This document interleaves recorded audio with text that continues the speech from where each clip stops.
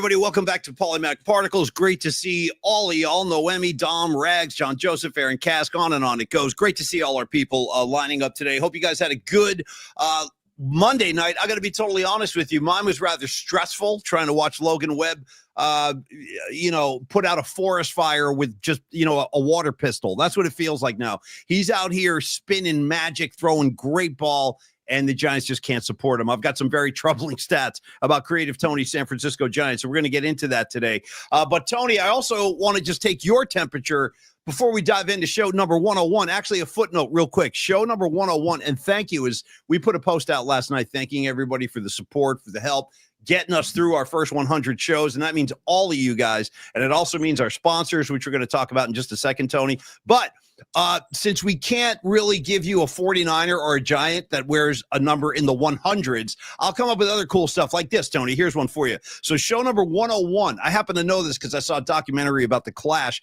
Joe Strummer, rest in peace. Joe Strummer's first band before he joined the Clash was called the 101ers, okay? The 101ers. And the reason for that, Tony, is like that was the address of the house that his band was living in. It was like 101, Maple Street or whatever. So this is our Joe Strummer 101er show. And Creative Tony, how are you? I know we're all aggravated with the Giants, but how you doing like overall in the universe as a single, organism? You just threw like 70 things at me at once. So I just got to like kind of I got to just dissect. I got to, digest and dissect. First of all, shout out just Highway 101. Yeah. Right up there. The old, my childhood was raised on going up 101 to Candlestick Park. So if you want to go episode 101, Highway 101. And also I got to give love to the it's a good bar, Route 101 on Van Ness. If you're going to go to a show at the the Regency Ballroom. Yeah. If you're gonna go to the Regency, and we're not talking Hyatt Regency, people, we're talking about the Regency Ballroom. Great underrated room in San Francisco on Van Ness. The bar, Route 101, right down the street. So episode 101, shout out Route 101, shout out Highway 101, and Paulie also shout out Jobu. Let's bring Jobu to the show today. Because Jobo needs to take fear off bats. Okay, that's why I have my Major League shirt on today. We need Jobu. We need Serrano. We need Voodoo. We need something. I don't know what we need, but the Giants need some serious, dude. Logan, that performance last night. It's like Robbie Ray, dude, and then that Logan Webb. Like, come on, man. What are we doing? Okay, well, put a pin in that, as they say in corporate America. Tony, no, never. Hold on, Paulie. I will never put a pin in anything you say. No pins, no pivots, no. Transparency? How about transparency? Transparency is kind of on the bubble. No, it's not. I fucking reject it, dude. It's no. Strongly reject. I'm going to be transparent with you. Get the F out of my face with that. I hate transparency. If you're taking a hardened, kind of stance on my terms, I'm totally rejecting your transparency nonsense. And by the way, with that being said, we got to dive right into business today because we do have to thank our sponsors. They're wonderful people performing wonderful services. And we have a wonderful guest joining us in about 15 minutes. So before we get to that, let me tell you a couple things about my main man, Carlos De La Fuente at Flex Funding. In fact, we've talked about the services, Losty, and I hope you're feeling better, Losty, if you're on the board today. I hope you're kicking that COVID thing. I know it's rough out here, man. But Carlos, obviously, a mortgage lender. He can provide personal loans. He can take care of mortgages. He can redo your mortgage, a fix and flip, whatever it is. We talked about his services, but I would like to go into the mailbag here and, again, read a review from a very satisfied customer named Lauren. I'm just going to read her verbatim because it's all pretty, accurate, authentic, and kind of revealing about what it's like to work with Carlos. So from Lauren Hoffer, hey, huge shout out to Carlos De La Fuente at Flex Funding. Going through a divorce is stressful enough, but Carlos made the process of securing a loan to keep my home feel smooth and manageable. That is huge. From start to finish, he was incredibly supportive, knowledgeable, and always one step ahead. His team was on top of everything, keeping the process moving and making sure I was informed every step of the way. Carlos went above and beyond to explain things clearly, and he worked hard to make sure I felt confident and taken care of. So if you're looking for someone who truly cares and can guide you through the tough stuff with professionalism and heart. See, I told you, professionalism and heart. Carlos is your guy. Thank you again. That's Lauren, a very satisfied customer. If you feel like you want to do some business with Carlos, or if you just have some preliminary questions about your financial place and where you'd like to be, give him a shout. 925-250-4894. Tony, you can email him as well at carlos@myflexnow.com. Dude, by the way, Paulie, there's a song by 311 that I used to love. It was on the first album, and the song said, "F the BS, it's time to throw down," but it said the actual words. But I don't want to say that in Los's spot. I appreciate it. Yes. F the BS, it's time to throw down. And so what I'm saying is, as we get older in life and we deal with these very much adult issues, such as finances, such as mortgages, such as lending, such as there's no time for BS, right? No, seriously. No, Los is not going to waste your time. There's no time. We don't have enough time. Yeah, right. There's no time for BS. I don't know if we'll have enough time. Right. But my point is that Los is not going to waste your time, right? And he's going to be a good dude while he doesn't waste your time. Because I've been dealing with all kinds of adult things lately in life, with whether it's money or if it's cars or if it's adult things are no fun, Tony. I like the kiddie stuff better than the adult things. There's too much responsibility as an adult. You know what I mean?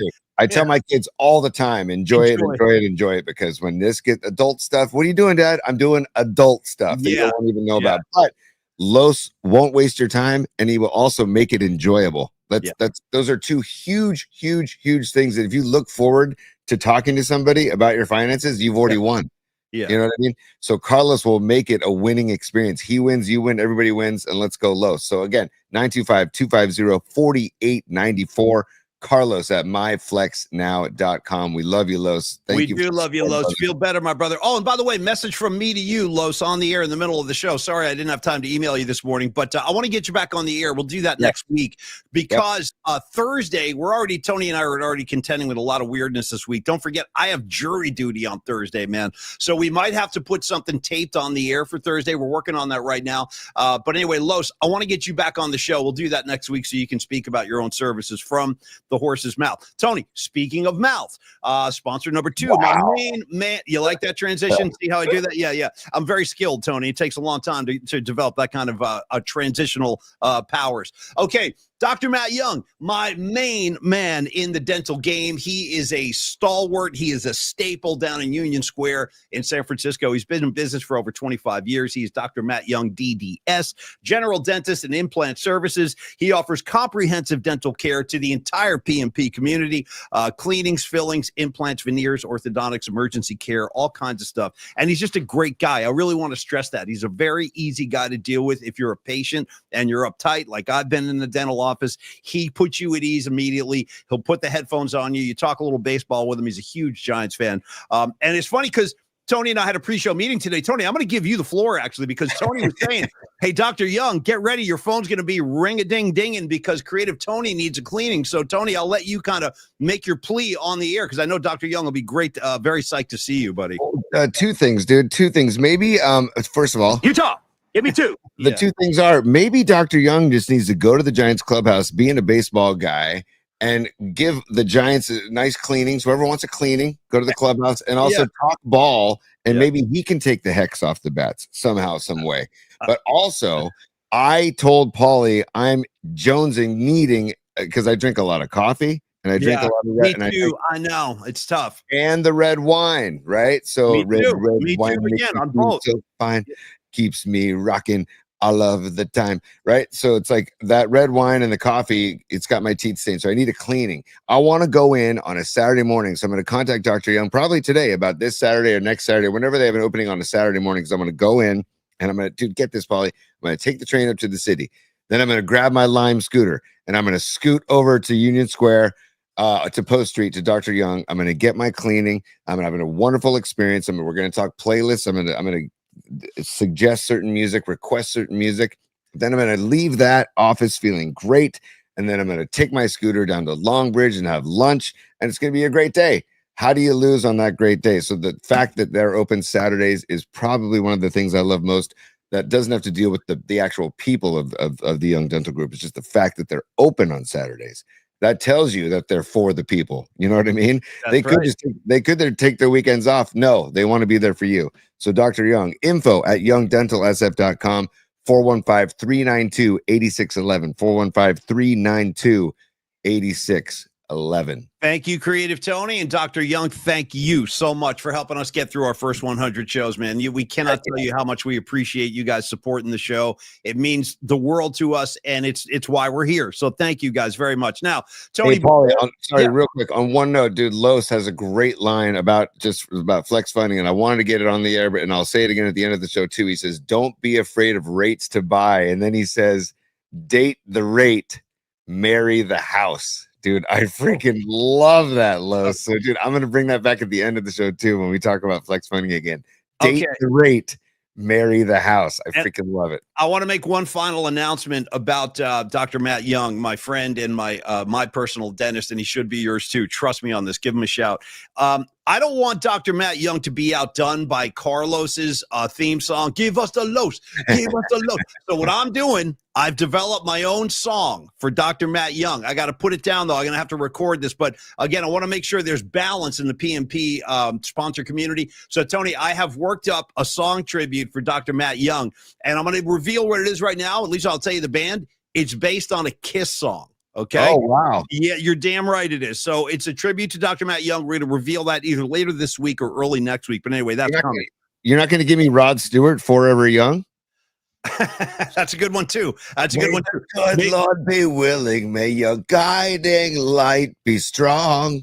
Nice vocal. You want to know what? I got no problem with that track. No, me neither, dude. Me neither. I'll go Young Turks. I'll go Do You Think I'm Sexy? I'll do it all with Rod Stewart, dude. I have to. How about Maggie, dude? Maggie. Come on, Maggie. Yeah, Maggie May. Yeah. Maggie freaking May. Hey, by the way, are we stalling enough to not talk Giants ball, or are we going to finally just how about this lyric right here? Now I'm still stuck on Maggie May. You shouldn't have mentioned that, because now I'm going to talk about that for like 10 minutes. How about this when he goes, "I know I keep you amused, but I feel I'm being used." Yes, wow, dropping science, bro. Dropping science. All right. Anyway, you want to talk Giants? Let's talk Giants. It's not going to be pretty. We have to. Going to be pretty. The only thing the Giants have going for them right now is the fact that the Dodgers are losing games. I think they've lost 2 in a row. So the Giants aren't losing ground in the standings, but dude, they're losing. Their fan base is getting pissed, and I'm at the front of the line. Logan Webb. We just talked about him last week. And this is one of the few times I try not to blow my stack on the air, because I already feel like there's so many guys screaming and yelling in sports radio, and I don't want to be just another guy doing that. But if I do it, Gasoline Alley, Rags, I see you. Great album. Nice. Yeah, Rod Stewart. I know Rags knows his Rod. Is that if I do that, if I raise my voice, if I yell and scream and get pissed off, trust me, it's legitimate. It's sincere. And I'm just feeling for Logan Webb right now. This guy deserves so much better than the Giants are giving him. Let me just throw a couple of numbers out there at you. Tony, they lose last night 1-0 after Logan Webb throws 8 beautiful innings, 7 Ks, 0 walks. Giants leaving guys on base all night long like it's going out of style. They lose the game. And Tony, just for your records, the Giants have scored 4 runs or fewer in 15 consecutive games. Cut the crap. Seriously, cut the crap. I'm getting impatient now. Hey, Paulie, I have sound from Logan Webb. I just have a quick soundbite from Logan Webb. Oh, no, please, God, help me. Damn right. Actually, yeah. You know what, dude? That's the entire pitching staff, if they could speak right now. Because, dude, the Giants have given up 4 runs total. 4 runs total in the last 4 games, dude. That's what they've given up. And, dude, they're 2-2. In those 4 games. What are we doing, Paulie? I can't. What are we doing, Tony? I feel you. Yes. 7 Ks for Webb last night, 102 pitches, 71 of them strikes. Dude, his ERA is down to 2.55. The Giants are second in Major League Baseball in team ERA. They are but they're 25th in team batting average. Dude, you know what's really sad, Paulie? They are only 15 batting average points higher than the 10 and 50 Colorado Rockies. Dude. Well, listen, I mean, something's got to. I know, Tony, I'm sorry. I didn't mean to step on you, but I do feel like they have to provoke some kind of change here. Now, they did make a couple of moves, and Carcion's coming back up, and Matos just got optioned to Sacramento, so you're not going to see him today, or tonight, rather, when Landon Roop, there it is, takes the hill. Matos, by the way, just hit a 3-run bomb on Sunday. Now it's like, yeah, grab your stuff. You're going to Sacramento. Well, you want to talk about like the allure, or like the reason why lefties have longer careers in baseball? Why? Lamont Wade, the only reason he is still on the roster is that he's lefty. I promise you. I promise you. If he was a righty, he'd be gone. I promise. I'm glad you mentioned Lamont Wade, because we had a little beanball going last night, dude, in the first few innings. I mean, he got drilled on the hand. He had to leave the game. Then Flores gets drilled on the hand. Logan Webb hit a guy too. You know, Tony, you being a ball player, doing college baseball and all that stuff, tell me like the worst places to get hit. Elbow and hand, I got to think. Dude, yeah, the hand and elbow for sure. Although one of my kids, shout out Griffin Lucia, hit me in the shin like a week ago, and I still got bruising, dude. Because again, there's no meat. The places where there's no meat, like your elbow or your fingers. Or yeah. It's never fun. You want to get hit right in the ass. You want to get hit right in the ass, or maybe in the back. You're always taught to turn into a pitch, right? Like get into the back. Right. Ribs is not too fun either, because then you can't breathe, you can't sneeze, you can't burp, you can't do anything, dude. Can't right? tie your shoe, can't bend over and tie your shoe. Right. Yeah. Yeah. And then but you always want to just kind of get that get a little cheek in there, buddy, and just kind of turn the cheek into it. I'm going to throw this out there very gently. Now, Creative Tony, you know, we had Dennis McNally on yesterday. I'm part of the hippie movement. I try to keep it as clean as I possibly can. I try to keep the pacifist mentality at the forefront. But every now and again, my temper runs away with me. And let me ask you this. Would it be the worst thing for because if this continues tonight, I know the Giants are frustrated. I'm saying if anybody gets hit tonight wearing a Giant uniform, I think things could start to get a little spicy. You know what I mean? We got NL West, couple teams duking it out, second and third place. Would that sometimes I think like a brawl, an incident, the bench is empty, like that might actually help light a fire under this team. Am I wrong? Well, dude, for some reason, the song, I forget who sings it. Help me out, PMP Army. Self-destruction. You're headed for self-destruction. That's not violence. Great pull. I don't know where you come. I don't know how you just pulled that out of thin air, but that's like 1988. There was all these rap guys got together, led by KRS-One, and it was like a stop the violence, self-destruction. We're headed for self-destruction. Dude, it was like stop killing each other. I'm on board with that, dude. Phenomenal pull, Tony. I don't know where you got it from. I don't know how you did that. Well, because that's where the Giants are headed. They're headed for self-destruction because, dude, they need to basically distract from this. And I just saw Nikki D Francesco just said Padres are smart. They're going after Wilmer because he and Ramos and Jung-Hoo Lee are like the three main threats for the Giants right now. I know. And who's been the steadiest as far as driving runs in? Wilmer. And by the way, 12 runners left on base last night. That's what I'm talking about, man. Dude. I mean, a dozen, Tony, a clean dozen for you. We'll leave 12 guys on tonight. Yeah, just for your head. Hey, Willie Adames, feel free to swing the bat with 2 strikes, by the way. I know he's a nice guy. I know he's a clubhouse guy. I don't care right now if he's a nice guy. Everybody, Nikki, hey, Willie's here. Let's all hang out. Hey, Willie, taking a called third in a 1-0 game, dude, when you're struggling. You just dropped. Let's all hang out. Yeah. I don't even know what that means, but I like it a lot. Let's all hang out. All I hear about, and credit to DC because he vouched for him right out of the gates. Buster Posey, he was talking to Murph last week, and he's saying you got to be patient with Adames. He's a dude. Quote, he's a dude. I guess that means you know what I thought about that over the weekend, Paulie? I thought about that. I'm like, is Buster Posey going to come out and say, yeah, he's kind of a dick, and you know what, you guys? He sucks. Yeah, right. Yeah, you know what, you guys, I understand your patience is run thin. I understand. And you know what? Adames is a dick. We only brought him in here for his bat. He's not hitting, so screw him. Do you think Buster's going to say that? No, he's not going to say that, dude. So hold on a second. By the way, hold on. Somebody's birthday today? Yeah, we do. We got Mark. Let's go. Nice, dude. Mark Graves, happy birthday. Happy birthday to you. Happy birthday to you. Happy birthday, Marky Graves. Happy birthday to you. And thank you, brother, for supporting the show.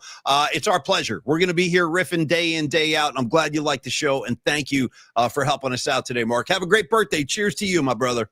Dude, you know what kind of a guy Mark Graves is? He's giving out gifts on his birthday. I like that. That's the kind of a guy Mark Graves is. Mark, thank you very much for the super, brother. Hey, when we see you next, wherever that may be, wherever the next hang will be, we will have to buy you a drink of your choice or a beverage of your choice to wash this down. But Paulie, dude, I just like the Giants. Randy, we gotta give thanks for Randy. By the way, Randy of the Redwoods in the bullpen. His ERA is now 0.68, dude.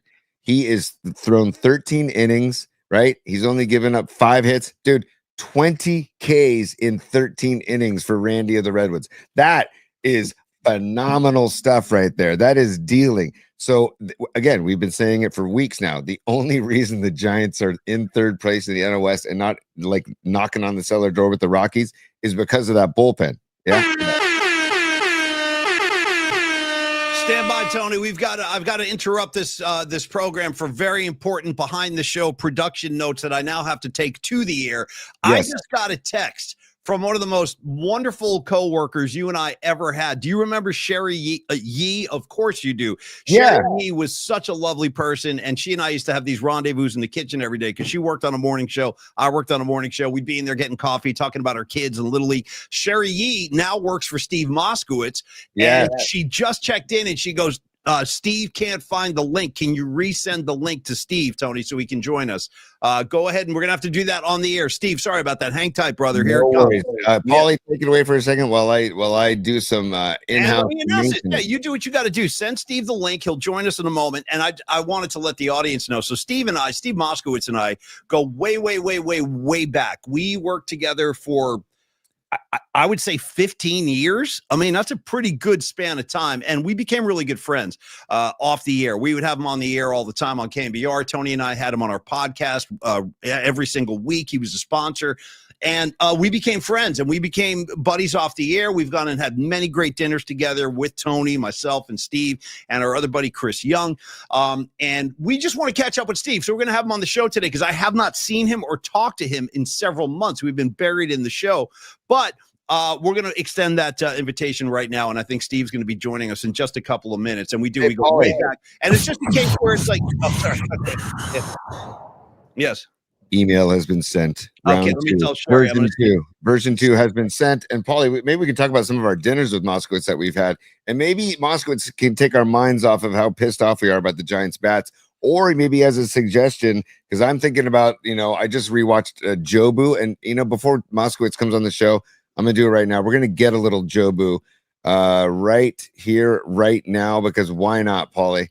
Okay. Oh, man. Yeah, here we go. Can you see that? Do you see?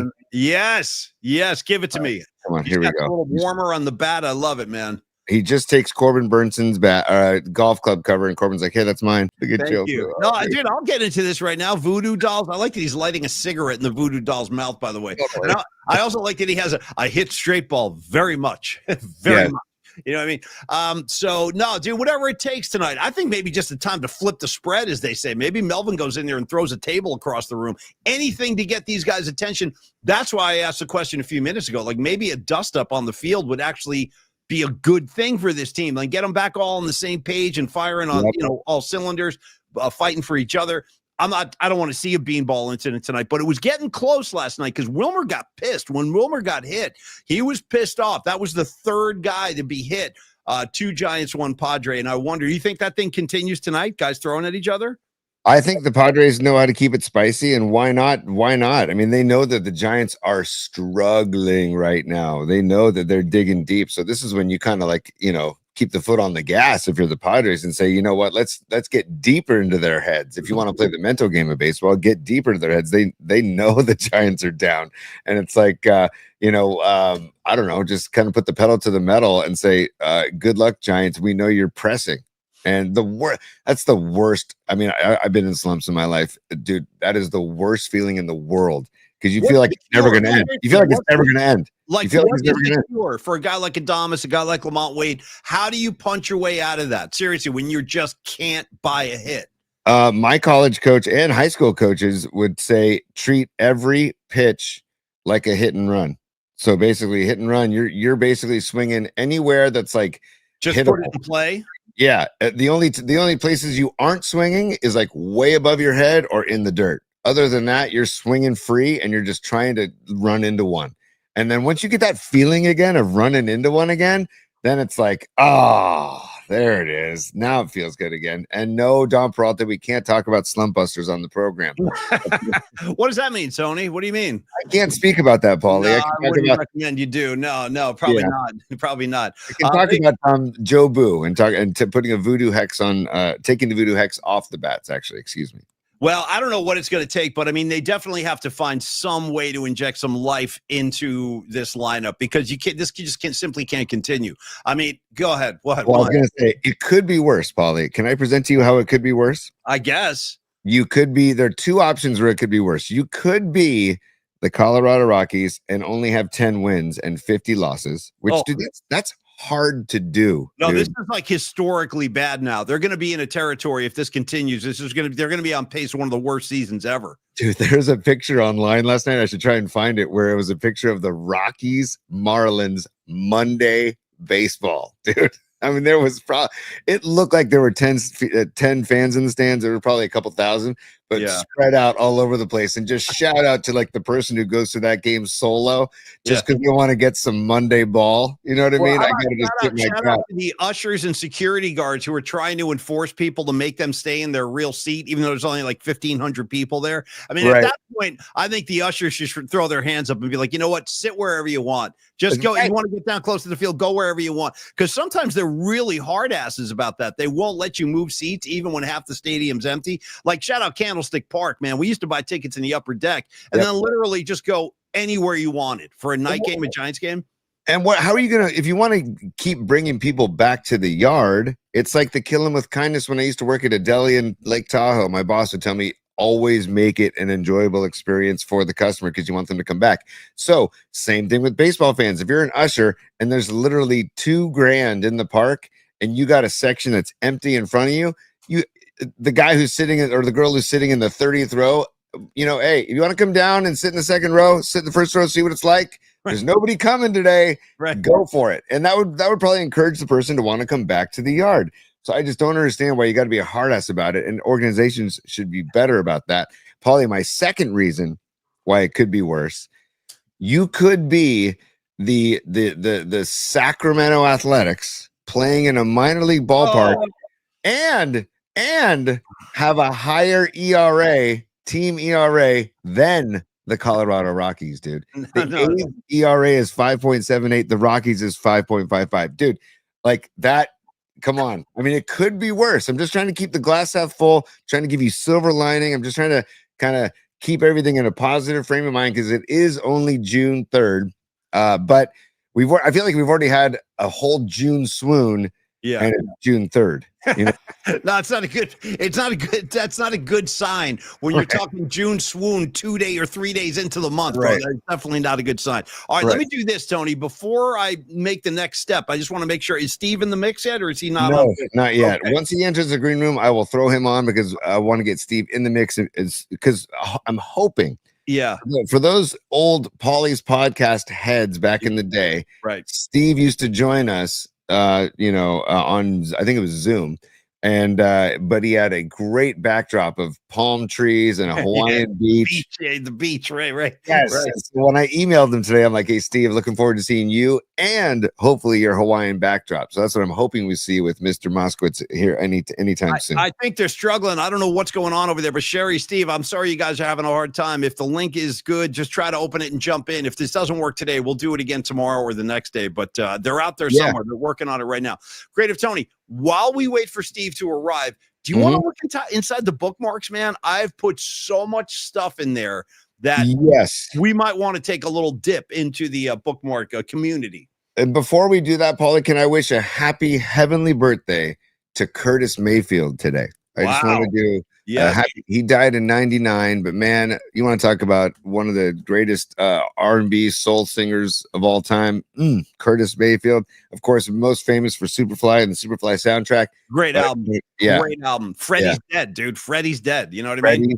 You know who was a huge Curtis Mayfield fan was Gary Radnich. He and I used to talk about Curtis Mayfield. I came into work one day wearing a Superfly shirt and he goes, Tony, what is that? What do you know? What do you know about that? What do you know about that T-shirt? You don't know about that T-shirt. No. Yeah, Gary, what's up, Gary? How you doing, brother? Yeah, We'll totally. reach out to Gary at some point. I don't even know if he'd come on. He probably wouldn't because he likes to keep it a low profile now.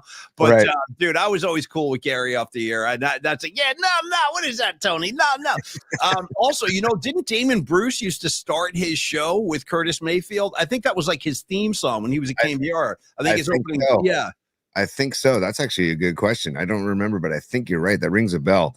Yeah. Remember the short-lived Damon and Gary show? The Damon Bruce. It was like 2 weeks. It was I don't even think it went that long. I don't even think it was less than 2 weeks. I mean, sometimes you got oil and water out here. You know what I mean? It's not always going to. See, that's the thing that people maybe in management and radio don't understand sometimes is that chemistry it's a naturally born thing. You cannot fabricate or manufacture chemistry. In other words, you can't throw two people in a room, open the mics and say, all right, you guys give me a great show now. Chop, chop. Let's make this happen.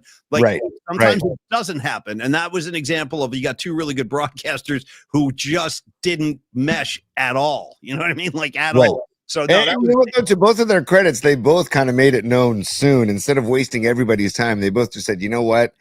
I don't think this is going to work. And then they called off the dogs and said, okay, maybe we'll try something else, And is that, did what happened after that? Did Gary just go solo? And then okay.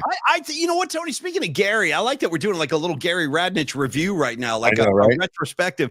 But I think that I always thought Gary was best on his own. Like my favorite Gary show of all time is back in the late 90s when he used to be on from like noon to 3. And he used to do this whole thing. You remember he'd be doing the thing. What are you driving? What are you driving? Like when the cell phone kind of first hit the scene, that was his big thing. All right, Steve in Berkeley, what are you driving, Steve? Like he would ask everybody that.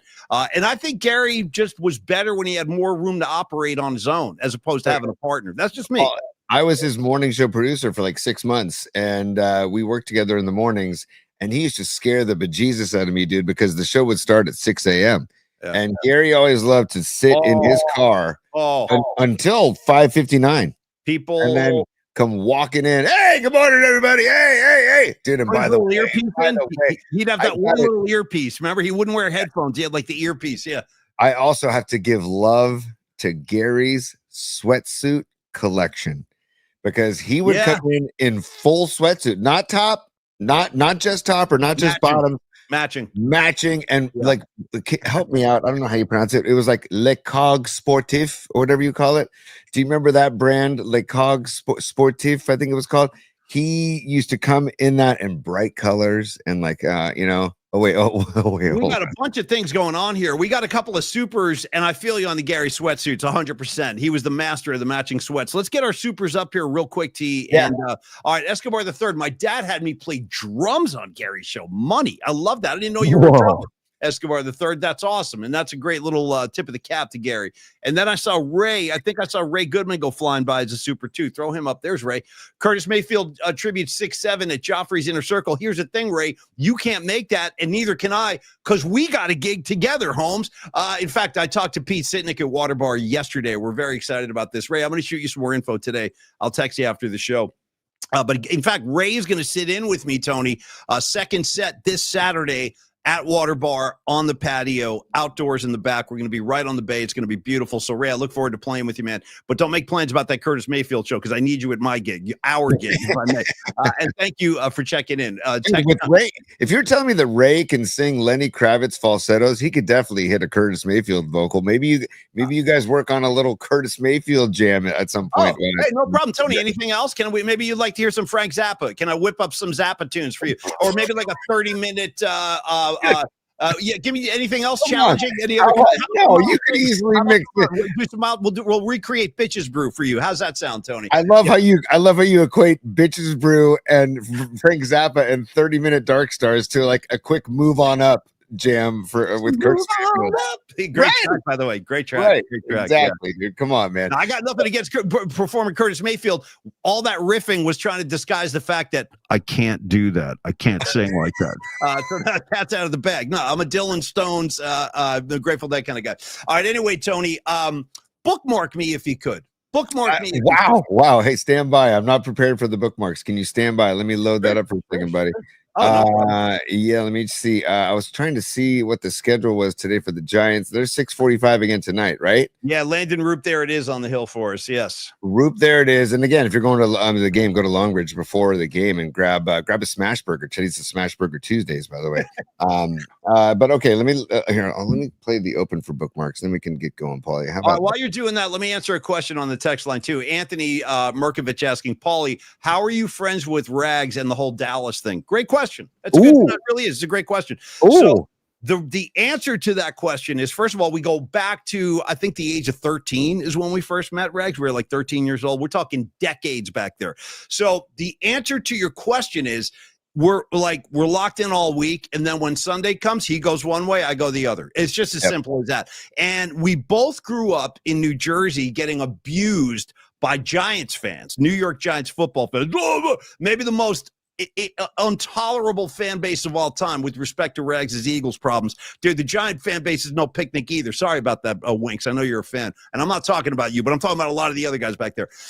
So we had that in common. Like, we hated the Giants guts, and then come Sunday, I'd let him do his thing, he lets me do my thing, and we don't attack each other. We just kind of retreat to separate corners. That's how we've survived all these years. All right, anyway. What is it? There's something in TV or movies. You do your thing, and I'll will do mine. Who says that? Somebody says it in a movie or a song. I didn't know if that would trigger something for you, Paulie, because I don't know that I can help you on that one. Sorry. Yeah, it's okay, Paulie. Stand by. It's time. Sure, go ahead, laugh if you want to. For bookmarks. Maybe that's how you get your kicks. You and your good time buddies. PMP style. I got a flash for you, Joy Boy. Party time is over. Needed this today. I did. This is good. This is good. Helping me wake up a little bit. Good.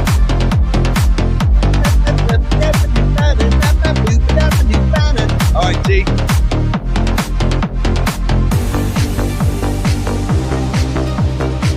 Nice.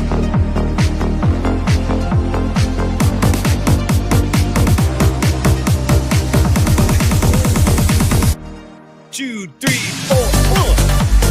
Come on. All right. Very nice, T. Very nice. Very nice. Okay. Up in the club, as they say. Okay. Paulie, have you ever gotten up in the club? I try not to. We talked about this a couple days ago. I'm not a club guy. You know what I mean? Clubs reject me. They spit me right back out on the street. And I don't really want to be in the club anyway. I tried it a couple times. It sucks. You can't hear anything. It takes 45 minutes to get to the bar to get a drink. Everybody in there sucks. Everyone's talking nonsense. I'm not a club guy, with respects to those who are. How about you, Steve? How about you? Same. I tried. You know, I prefer watching musicians play music with instruments. No disrespect to the DJ culture and the DJ scene and to DJs themselves. I respect it. I respect the art form. It's just I need more personally. And I need a miracle, but go ahead. Yeah. And also just I don't know that dancing, like focusing. I don't know. I like dancing and focusing on the stage, not dancing and focusing on. I don't know. It's hard to explain. Hey, Creative Tony, maybe you and I should. I just had an idea. I just had a bolt of lightning. All right, how about this? Why don't you and I get together with some investors and we'll open up our own club, right? And it'll be like a hippie club where we play like 30-minute other ones into Wharf Rat, stuff like that. That'll be the kind of club I would actually go hang out at. You know what I mean? Dude. Shout out some dear old friends from back in the day, Ken Schumann, Cassidy Bowman. These guys used to do these things once a month at local bars in San Francisco called Fish Fries. And they would rent out a bar and have all these fish heads come and they would just play fish music in the bar, like you said, like 30-minute tweezers or whatever. But it was also an excuse for people to hang. And especially this worked out well when Fish was on hiatus a couple times. So shout out to Fish Fry back in the day. I got to say, hey, just an update on Steve. I don't know what's going on. Steve, if you're out there, man, I'm sorry this didn't work out. We'll try it again on another day. Or if you can still get in, come join us today. But I'm just letting people know it doesn't look like Steve's with us right now. No, it doesn't. I sent them a second email, just a follow-up to the follow-up. And you know, it happens, man. There's technical. It happens. Technology. Yeah. But no, Tony, I was going to say, to your point about the fish fry, always never forget, shout out Nikki's Barbecue on Lower Haight. They used to have a Grateful Dead night every Monday for years. For freaking years. And I used to roll in there, bro, solo. I would just walk in there solo. And DJ Tony, Dark Star Dan. If you're out there, give him some love. DJ Dark Star Dan, who also, I found out later on, handles all the sound at the Glide Memorial Church. How do you like that? That's DJ Dark Star Dan. Yeah. Nice, dude. And I want to give out, there was DJ Motion Potion, DJ Harry, there was DJ Logic. Those are 3 DJs I used to see. They used to spin jam band music, you know. Dude, DJ Logic sat in with Rat Dog, Bob Weir's band. I swear to God, he actually sat in with Rat Dog. It was pretty radical that Bob was like, I think I need a DJ up here, y'all. Hey, Rags. Rags has a kind of an anecdote about Steve Moskowitz saying Steve didn't make it today because he got jumped by all the girls in the green room. No, dude, I feel you, man. It's like Led Zeppelin back there. You know what I mean? It's like a Led Zeppelin backstage scene, and Steve is maybe getting he's mingling with the guests, we'll say. That's a great line, Rags. I love it, dude. Nice work, buddy. This is fun, man. It's like Giants baseball. Fun, you know. Look at Winks. I didn't know you went to Nikki's Barbecue on Lower Haight. Good for you, man. And it was such a great time. That's like a moment in San Francisco that's kind of gone now. But those were great times. Tony, while we're talking Nikki's Barbecue, can I open the door and ask if you'd be good enough to tell your story about hopping in the van with the reggae guys? I forget which band it was. Who was that? So, dude, Steel Pulse was in town. I forget where they were gigging, but a buddy of mine was already at the bar, and this is back in the day of payphones. He called me and said, "Hey, man, you should get down here. Steel Pulse is down here." And so I get my ass down there. This is when I lived right near USF. Were they playing or just hanging out? They were just hanging out. And so we go in, man, and they had their van parked right out in front, and there was a DJ spinning reggae too. Also, I forget his name, but and they had a van, and when I walked up, they had the van, and I see rest in peace, Stephen Grizzly Nesbitt, the drummer from Steel Pulse. And I'm like, because I was starstruck, man, because I love that band growing up. I still do. David Hines is one of the greatest voices in all of music. If you had to pick a great lead vocalist, David Hines for Steel Pulse. Anyways, and they had the van open. They said, "Hey, you want to come on in and have a puff?" I said, well, sure. And then they took the party inside with, dude, again, like husky pencil joints, dude. Like, I mean, you know, and it was just, they couldn't have been nicer. And then everybody was so cool inside there too, that nobody mobbed them. Everybody gave them their space, and they were very generous with their ganj and their offerings, shall we call it. And it was a wonderful, wonderful time. No, it is. And I miss that part of Lower Haight. I miss Nikki's Barbecue. I miss Spaghetti Western, all those killer spots that were down there back in the day. Chip Lang checking in going, guys, I was a huge Nikki's Dead Guy Night fan. And he said also, for extra credit, shout out to Finnegan's Wake.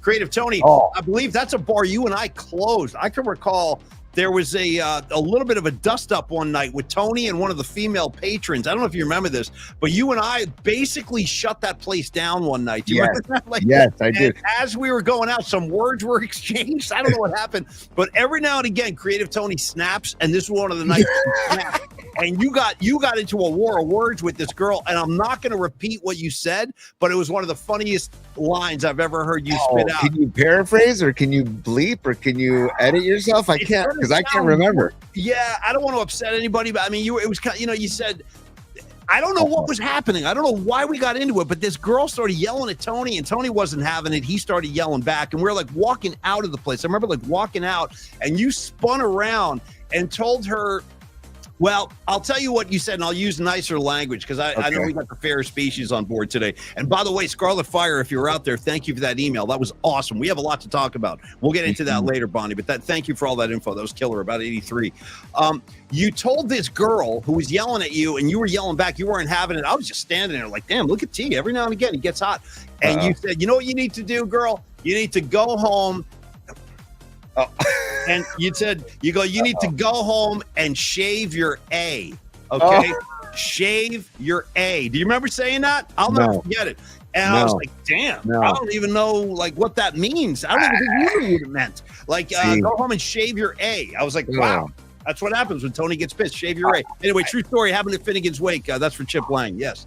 If she happens to be out there somewhere and catches this, I apologize deeply. And Regrettable night. Yeah, it was a the regrettable bottom of my night. heart. I'll blame. It's probably my fault on some level. I probably started it. I don't Well, think. the two of us together, it was, there's always something always goes There's down. always some hijinks at play. Like when Tony and I, the fact of the matter is, the place we really used to hang out, Tony and I, when we dropped anchor, man, was up at Upper Haight. We used to hang on Haight Street at Hobson's Choice, dude. Yeah. Hobson's Blanket Choice. Oh my God, we had a couple of great nights in there. Drinking that punch. Remember they used to make that Hobson's Choice punch, dude. What was in that stuff? Was that like rum punch? Like what was that? It was kind of like a rum punch. It was kind of like the Scorpion Bowl at Trader Sam's. It was just a big punch bowl, man. They'd give you a ladle and cups, man. They'd be like, here's the punch bowl, here's the ladle, and here's cups to share amongst your friends, man. It was I gotta give love to my buddy Chris Dickerson. He was the owner of that place, and I think it's closed. Dude, I did. I drove by. I was driving down Haight Street in the past few months at some point, and I think I saw it closed or it was boarded up. I was so bummed out. I was like, and they're primo location too, right on the corner. What was that? The corner of Cole or something? What's that on? Oh gosh, no, maybe closer to Masonic. I forget. It was near Murio's trophy room, though. By the way, Chip Lang, I see you on the chat. It was near Murio's trophy room. That's for sure. Man, that strip of Haight. I love that strip of Haight. Let me tell Rags. He's asking a question about San Francisco. Rags, Trader Sam's is this great bar in the avenues out. It's kind of like if you're headed out to the ocean, like Ocean Beach. It's like on the way. For those that don't know the city, like Rags, and what is that, like 25th, 25th and Geary, 26th and Geary is this basically the corner of Trader Sam's. I lived on 25th and Geary. You know what that place always reminded me of, Trader Sam's? And I haven't been there in years, but that was another hangout too, because Tony lived up there for a while. And it reminded me, Rags, of the bar in Goodfellas, because it had like that tiki, like thatched hut kind of vibe, like a Polynesian vibe. You remember in Goodfellas when they burned that joint down? Like that place always reminded me of Trader Sam's. It was very similar, same kind of lights, dim lights. And dude, the bar was like a horseshoe. It was like a round bar, and I love that. It was like it was very intimate. Like the guy sitting across the bar from you could have conversations with them just because of the way it was set up. It was a really cool room. And you could have your own little tiki little booth if you arrived early. Yeah. And I got to Utah. Give me two. I got two things. I got to give a shout out to my younger sister Amy, who put down her own Scorpion Bowl one night when I was with her. And Amy is tiny. And I was like, what are you doing? Yeah, anyway, what are you doing? Yeah, that's bad. She was in rough shape. And then second of all, Paulie, do you remember me and my roommate, everybody, my roommate and I lived on 25th and Geary. We had a bag of brown Mexi weed, it was called, and we called it the Pillow. Do you remember the Pillow? I do remember the Pillow. Yeah. It was a big, like, Ziploc bag, and it was stuffed full of just, shake. Basically a big bag of shake. Right. We were so right. That's right. It was all shake. There was no buds. It was just shake. It was all shake, and we would bring that pillow. Where'd that come from? That thing? I forget, man. But we would bring that pillow to Trader Sam's and just walk around. Just go. Get in, grab a handful. Oh, grab a handful. Grab a handful. Walk in with it. I know. Well, see, I got to tell one more. It's so funny. We started Bookmarks like 15 minutes ago. Haven't shown you a single one. I know. Sorry. We'll get there. I don't even care. We're having a good time. But Tony, there was another great thing, and I think I might have told this story on the air before. So forgive me if I'm repeating myself, but I'm actually a little unsure. The day, I'm going to say this was the day. Now, I was at this game, and I know Tony was home with his buddy Ted watching the game on Geary. And and by the way, dude, a lot going on in my head right now. Sorry. All right, hold on. Let me blow the horn on myself. Stand back, Paulie Mack to the scorer's table. That one's on me. Two memories just came flying back. I'm going old school San Francisco stuff. So when the Niners played the Green Bay Packers with Brett Favre in the NFC Championship in 90, it was the 97 season, but the game was played in January 98. Horrible game. I'm still pissed off. J.J. Stokes caught a touchdown. His feet were in. They disallowed that. Favre got sacked. He fumbled the ball. Gary Plummer picked it up, ran it in the end zone. They disallowed that. That's two. They took 14 points off the board. Oh, for heck's sake. See, now I'll get pissed. But anyway, I was at that game. It was pouring rain, and Tony was home with Ted, his buddy, his roommate Ted, watching the game. And then either I went to your house after the game, like late that night, or maybe the next day or something. No, you came over that night. I kind of feel like I did. And Tony, and let me tell the What was audience. the commiseration? You wanted to. We all wanted to commiserate. You're like, I think we need to hang. We need to hang. And when you walked in, it was a scene. When you walked in, No, and Tony, myself, and his roommate Tedder. What's up, Tedder? I miss you, brother. He was a great Niner fan. He fit right in with us. He was a hardcore Niners, hardcore. Yep. So Tony and I go into his house, and Tony lived in this this flat on Geary above like a box store, whatever the hell that was. Box store? I don't know. It was across the street from Jack in the Box. That was after 25th and Geary. We moved to 10th and Geary, and that long flat. My God. Yeah. This place was effing huge. Yeah. It was like one of these places you would never even look twice at it on the street. You would and by the way, today, that thing probably gets rented for like $7,000 a month, Dude, $8,000. I'm not even kidding. We paid $1,500 total. It was a 3-bedroom, 2-bath flat. Dude, my place on Baker Street that I got in 96, ready for this? I mean, it was pretty nice, man. It was like a pretty nice place. And trust me, none of us were making any money. No. But San Francisco was kind of affordable back then. Bro, I had on Baker between McAllister and Golden Gate, 3-bedroom, two full bathroom, garage, washer, dryer. Ready? Swear to God, $1,200 a month. $1,200 a month. That's like $1,200 a week now, if you're lucky. Totally. But in any case, Tony lived in this massive place above a box store, whatever the hell, and it was massive. It was just gargantuan. So anyway, I go there after the game, and I walk into their TV room, and there's just shit everywhere. Like the room has been destroyed by like a tornado went through there. And I was like, what's different about this room? Something's different. Like there's something missing. And he goes, oh yeah, we broke the coffee table and threw it in the fireplace. I was like, I love these guys. I freaking love these guys. Like I fell in love with Tony and Sutter. I called him Sutter. That was my nickname for him. Tedder, like in a profound way that night. Tony trashing. How did you break the table? Was that fists? Was that we leg? both on one of those plays? I forget which one. I think it was the plumber play. On that play, we both simultaneously pounded different portions of that table, and it split in 2 spots. Yeah. I mean, granted, this thing was not, some really well-made piece of furniture. It was a secondhand store. Yeah. Find, or we maybe even found it on the curbside, like out in Golden Gate Park, and said, "Hey, let's bring this home and put it in the house or put it in the apartment." Right. And the thing busted. I'm like, you know what? And then once that happened, and we had somebody else over. Who else was over? Somebody else was over. Anyways, they helped us, and we just said, you know what? This thing's going. Let's burn it. Let's light it up. Yeah. So we had a little seance. We had a little end of the season seance, and then you came over and you're like, what the hell? No, dude, it looked like a gang fight had happened like in their TV room. It was awesome. Yeah. And now, by the way, here's an example of great particles in the universe. Every word I'm about to say is true. So sometimes, Tony, I still like to go out to the Richmond, and I like to hike out at Lincoln Park, or I like to go to the beach, stuff like that. Yep. And I like to go early in the morning because it's like quiet out there, and you kind of get the run of the beach or run of the trails and all that. So I was doing that a couple of months ago. I think I was going out to Baker Beach and hiking up on those trails there, and I drove by your old place on Geary. Guess what it is now? This is the best. It's not a box store anymore. It's a dispensary. How about that? Yes, dude. I think it's called like California Dreamin' or something like that. If you guys know what I'm talking about, help me out. But where Tony used to live above a box store is now a dispensary. And I'm like, that is appropriate in the universe, considering what used to go on up in there. Dude, but those days were so fun. We were just getting going in radio. We were all single. We were all just kind of like footloose and fancy free, as they say. And those were, yeah. Oh, right. And Baker Beach right down the road, or if you want to go out to Ocean Beach, or if you want to go down to China Beach. Gordo's Burritos, even though that poll said there is no such thing as a good burrito in San Francisco, which I still don't know what the hell that was about. Was that an SF Gate poll? Was that what that was? A Yelp. That was a Yelp poll. That was based on eaters' feedback on people that have been to places. Yeah, Yelp, eat it. Come on. Tighten it up, Yelp. Tighten it up, man. All right, Creative Tony, let's dive into some bookmarks. And have you noticed I've avoided talking Giants more or less the whole show? Because I was about to blow like a volcano. I was going to say, there's no point in talking about it because it's just going to get us both pissed off. And there's nothing we can do except hope that either they make a trade, but if they trade, somebody like Birdsong could be gone, right?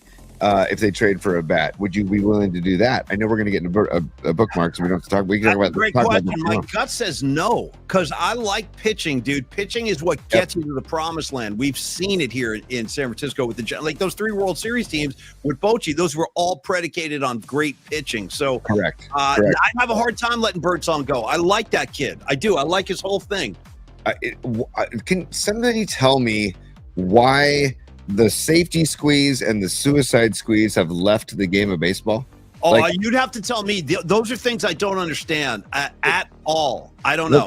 I mean, you know how much of a fan of bunting I am. I love I am bunting. too. I love bunting, dude. And tell everybody why. You always say the same thing. Why do you love bunting, Tony? Because it causes chaos. Boom. It always. Even Boom. you could be the most well-equipped, well-practiced team on bunt coverages, and when a bunt happens in the game, it still causes an element of chaos and an element of surprise. That's why I love the bunt. And you have to execute on a bunt. You have to execute. Somebody's throwing off balance. Somebody's throwing on the run. Somebody's throwing a hurried throw. There's something that's going to happen. So usually you want to try and sacrifice somebody over. But man, the Giants need to get a little more creative at the plate. I'm saying if you got a runner on third and you got one out and you've got freaking Willie Adames at the plate, sorry, Willie. I know that in the past you've probably come through and driven that runner in. Right. Not this year, pal. So No. yeah. So Not it's like, this year, pal. No. so hey Willie, you know what? Put your ego aside, drop one down, get the freaking runner in, dude. Like a safety squeeze. Like that's what I loved about Dusty Baker. It's what I loved about Roger Craig is they believed in that old school. You saw the suicide squeeze. You saw the safety squeeze. The suicide squeeze is one of the greatest plays in baseball if executed, because it's again the chaos that happens and the pitcher. The only way it doesn't work is if the pitcher picks up on the runner. If the runner leaves too early from third and the pitcher picks up on that and the pitcher pitches an unbuntable ball. But if it's an unbuntable ball, then it's very difficult for the catcher to catch that ball and get the tag down on the runner going home. Right. So that's why it's a great play in baseball that you never see anymore. And when when you're in the midst of the doldrums that the Giants are in right now, something's got to give, man. You got to start thinking outside the box. Something's got to give 100%. And one other complaint, if I can just keep griping and give you some more grievances. Here's one more thing. And I bet you I'm not alone on this, man. The other thing about last night that really, really sucked, and by the way, still haven't done a single bookmark, not one.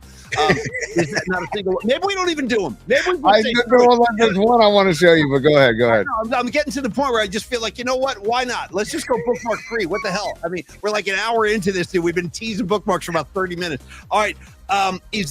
Here's this last night, dude, was like my breaking point with this effing ghost runner crap.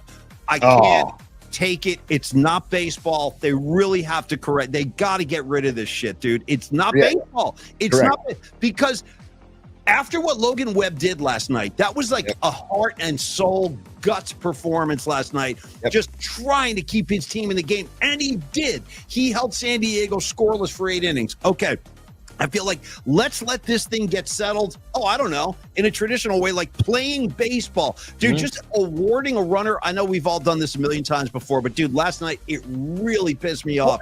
Because they didn't deserve that run, if I may say so. Like, I don't feel like that was a run that really wasn't earned. I feel like you don't just land on second base, dude. You got to earn your way out there, man. And if it, you know what? If we got to play 10, 12 innings, so be it, bro. So freaking be it. And you're telling me paying customers are going to be unhappy because what? You're getting more baseball for your dollar? Why would that upset anybody? Listen, you got to go home. Go home. That's fine. I don't care. But, dude, the game should be settled in baseball terms. Tony, thank you for giving me the time. I hate the ghost runner so much. It's just not baseball. I'm sorry. Also, Paulie, I hate it because, extra innings is one of the greatest things in baseball because there's no freaking clock, right? Now we have the pitch clock, fine. Now we have this runner at second base.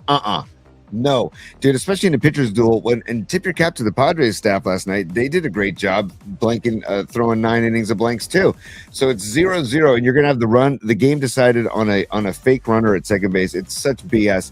Paulie, I feel like, it's too much baseball. The players are tired. Oh, they need to come back the next day. Hey, you know what? Come on. You know what? And we all have to go to work. Everybody has to go to work. What do you want? Time out. They They have all the November. They have all the December. They have all the freaking January, dude. And these guys are getting paid gajillions of dollars, and they get 3 guaranteed months off every. Yes, they're working out. I know they're working out. On top of that, okay, I know, because now I'm getting paid. The blood pressures are skyrocketing. Go ahead, Steve. I know they're working out every day, but they're working out for maybe a couple hours a day. But Then they they're get the also rest. getting rub downs by like world-class medical trainers and staff, and like, oh, where's it hurt? Your calf? Let me rub that down for an hour and a half. It's like, damn, I don't get that. I still got to go to work. You know what I mean? Yeah. They're probably at the White Lotus, Thailand for a month, dude. You know what I mean? Yeah. Hanging out with Goggins. You know what I mean? Exactly. So don't tell me about this. Oh, the players are tired. And it's a tough schedule, and it's every day. Yes, that's what Tony, they're hanging out. They're hanging out at the White Lotus, getting romantically involved with their brothers. You know what I mean? Like on White Lotus, they're having But this is what I know. It's a grind. I know the season's a grind, but you signed up for it. This is what you aspired to be as a professional baseball player, and you're getting paid handsomely to do it. And you're guaranteed 3 months off. And if you don't make the playoffs, you get 4 months off. Right. Whoopee! Here we go. So it's like, it just drives me insane about this. Oh, well, it's too much baseball. And that 18-inning game against the Washington Nationals, when Belt went deep, is one of the greatest games I've ever seen in the history of baseball in my life. And they took that away from us, Paulie. Last night could have been a great 15-inning back and forth. Who knows what happened? Somebody would have had to get creative. Somebody would have had to done something off the wall. Who knows what would have happened without that stupid ass runner? Do you happen to remember? A lot of people think this is actually one of the greatest baseball games ever played, the game I'm about to mention. And by the way, the hell with Bookmarks. Screw Bookmarks, dude. I'm getting pissed at Bookmarks now for getting in the way of this baseball conversation. Well, here, say goodbye to Joy Boy. Just say goodbye to Joy Boy. Okay? It's my bad. I apologize. We'll catch you tomorrow. Just like Steve Moskowitz couldn't get on today, I can't get to Bookmarks. I'm sorry. I apologize. We'll figure it all out, and we'll be back tomorrow. Tony, in 1980, leave me alone. I'll figure it out. Leave me alone. I'll figure it out. No, Mom, I'm not on drugs. I was just thinking, I'm okay. No, Mom, I'm okay. Shout out Suicidal Tendencies. We'll see them soon. We'll see them soon with Metallica. Go ahead. Hey, Paulie, when are we going to get to Bookmarks? Oh, no. Yeah, totally. Louder. Give me Spicol. Turn that up a little bit, T. I want more volume. Hold on. Yeah. Get rid of the bed, too. It's enough. Everyone, we're losing it. Yeah. Paulie, do you know when we're going to get to Bookmarks? Oh, no. Are we going to get to Bookmarks tomorrow? Oh, no. Okay. No, nobody knows. Nobody knows. All what I do know is that after the show today, I'll probably stick 5-6 more bookmarks in there, and then we'll never get to them because there's like 100 of them in there, and they're all really good. Can I just give you a tease of one of the bookmarks? Was Christian McCaffrey wearing a Dead Company jersey? That was a T-shirt. That's all. That's crazy, dude. Great minds and whatnot. I put the exact same tweet in there, bro. The exact same tweet. And thank you, P1 Chuck, if you're watching, because my buddy P1 Chuck Aquisto, he's a De La Salle buddy of mine, De La Salle dad. He sent me that photo, and he goes, "Hey, Paulie Mack, check the shirt," because I didn't even notice it. I was like, "Oh, damn!" He's congratulating Saquon Barkley for making the cover in the new Madden game, and he's wearing a Dead and Company shirt. It's really cool. All right, Tony, back to the baseball take. So I got like two things. Sorry. P1 Chuck, he was the one that sent. He was an extra on White Lotus, or no? Correct. On Gemstones. Yes, he was an extra. Yeah. We have to share those photos tomorrow night in the night flight, because he sent photos of him being an extra on the beach for Gemstones. So we got to share those tomorrow night. Did you see McBride on the beach too? Like you can see McBride standing there talking to the director with his big gut and everything. It's amazing. All right, Creative Tony, let me get this off my chest because this is more baseball stuff. So in '86, the year the New York Mets won the World Series and they beat the Red Sox, the Bill Buckner game and all that.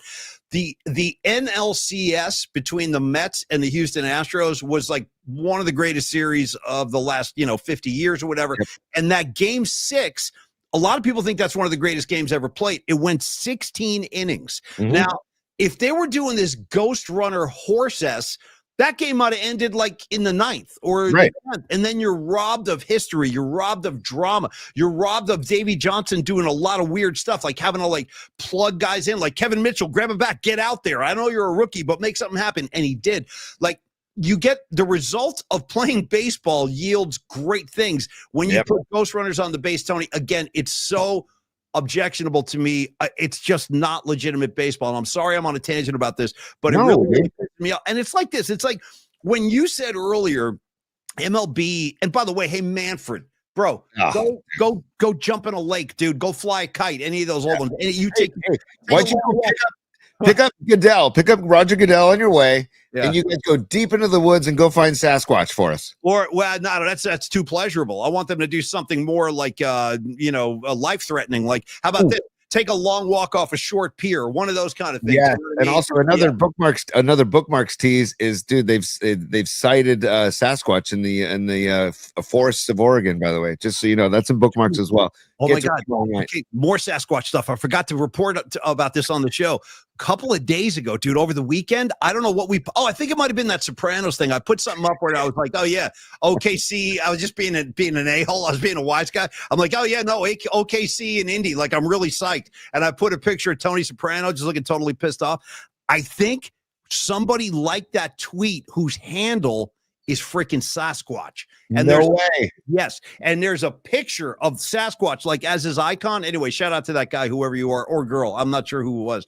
But Are you sure it wasn't Pasquatch for the Kansas City Royals? No, I don't think so, man. Okay. I don't think so. Lily Merchant looking got Loch Ness. I feel you on that. So you said a couple of minutes ago, like, one of Major League Baseball's like reasons that they gave. Oh, well, people don't like to spend that much time at the ballpark. Everyone's busy. They got but you just said a minute ago, what? So you're going to be unhappy when you get extra baseball for your dollar? Like that, Paul, we used to call it free baseball. It's free baseball. There are people out there that really feel that their time is so limited and so crazy that, like, they don't want to stay at the yard all night. I'll stay at the yard all night. I'll sit there till 2 a.m. if I have to. Now that I'm not doing mornings with Murph and getting up at 4, bro, I'll stay there all night. In the old days, I had to leave because I had to get up at 4 o'clock. Now I don't care. Give me the extra stuff.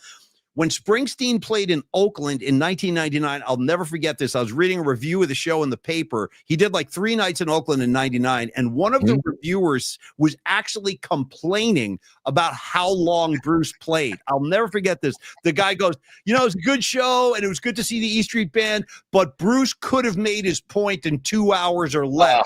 He didn't need to play for 3.5 hours. I'm like, so now let me get this straight. You're getting pissed that this guy's out here giving you like all the music you can handle and then some. Like, people were upset. Oh, he played too long. I'm like, you know what? I got to check out. I don't know what's going on anymore, man.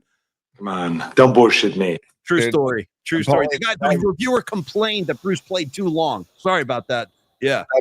That's outrageous. And also, you know what I can't stand now because of that freaking pitch clock while we're complaining is that if I have to go, use the facilities, or if I want to go get a slice of pie, or if I want to go get a beer, there's a good chance I could miss a full inning because of how quickly games go now. And Tony, I need an explosion. We've got breaking news. Give me an explosion.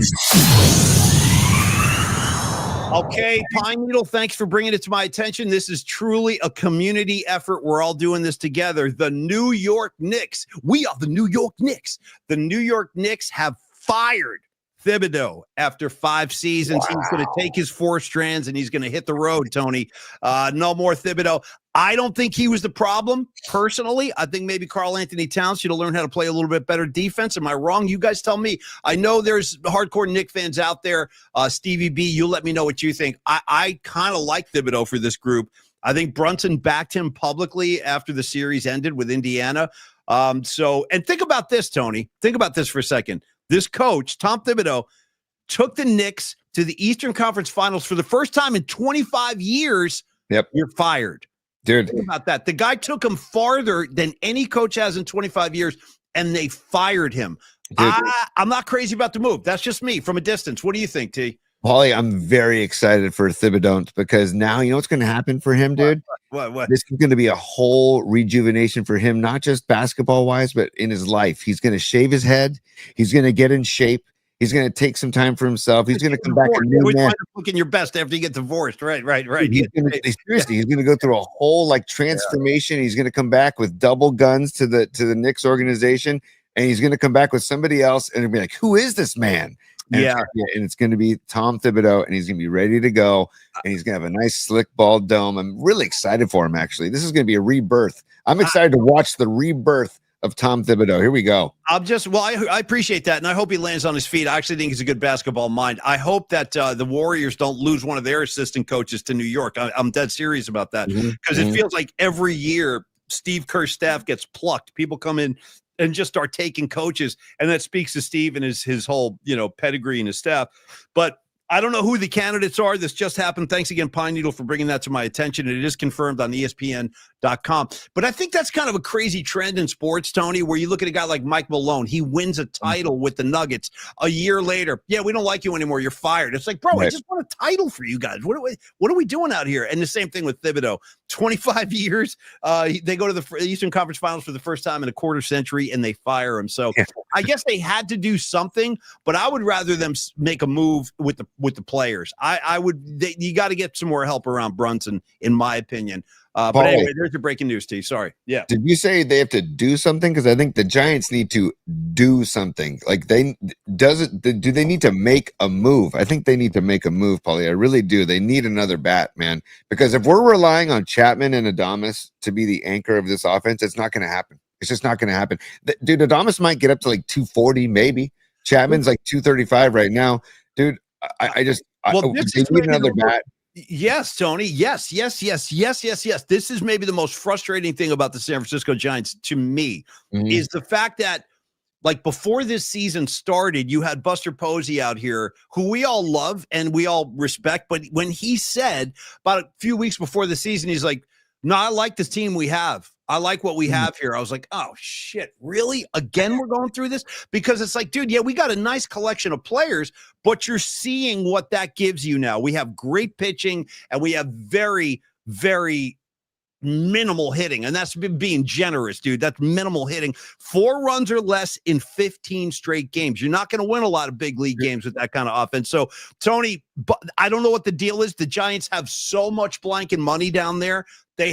They're printing money, Holmes. They're printing money. They have the money to bring in a player like Alonso, like Pete Alonso, like Goldschmidt, which they could have done during the offseason. They did neither, and now you see what that gets you. So that's my biggest gripe with them, dude. You got to spend some money to put some firepower on the field. That's where I'm at.